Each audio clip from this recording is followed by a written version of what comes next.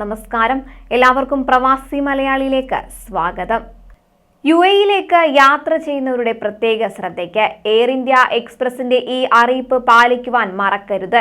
വിമാനം പുറപ്പെടുന്നതിന് 6 മണിക്കൂർ മുമ്പ് എത്തണമെന്നാണ് അധികൃതർ യാത്രക്കാർക്ക് മുന്നറിയിപ്പ് നൽകിയിരിക്കുന്നത്.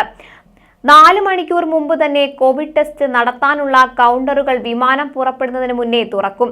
യാത്രയ്ക്ക് മുൻപ് 4 മണിക്കൂറിനിടെയുള്ള റാപ്പിഡ് PCR പരിശോധനാ ഫലം നിർബന്ധമാണ്. വിമാനത്തിൽ കയറുന്നതിന് ഇത് ആവശ്യമാണ്. വിമാനം പുറപ്പെടുന്നതിന് 4 മണിക്കൂർ മുമ്പ് തന്നെ ടെസ്റ്റ് നടത്താനുള്ള കൗണ്ടറുകൾ തുറക്കും.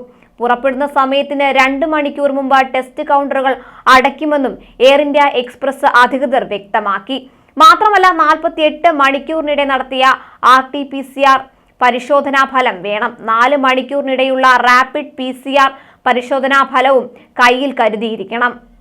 ഇത് രണ്ടും നെഗറ്റീവ് ആയാൽ മാത്രമേ യാത്ര അനുവദിക്കുകയുള്ളൂ. അതേസമയം കഴിഞ്ഞ ദിവസം UAE നിർണായകമായ തീരുമാനവും എടുത്തിരുന്നു.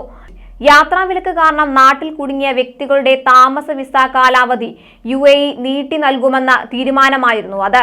താമസ കുടിയേറ്റ വകുപ്പ്, federal authority four identity and citizenship എന്നിവയുടെ വെബ്സൈറ്റുകളിലൂടെയാണ് ഈ സന്തോഷം പ്രവാസികളോട് അറിയിച്ചിരുന്നത്.